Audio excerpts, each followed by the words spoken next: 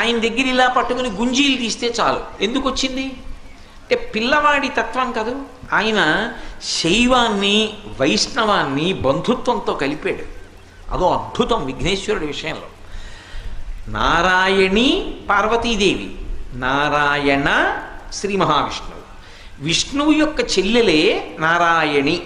విష్ణువు యొక్క చెల్లెలు నారాయణి అయితే నారాయణి కొడుక్కి నారాయణ ఏమవుతాడు? నేనేం పెద్ద ప్రశ్నే లేదండి మిమ్మల్ని. నారాయణి కొడుక్కి నారాయణ ఏమవుతాడు? నారాయణ అన్న చెల్లెళ్ళు అయితే ఏమవుతాడమ్మా?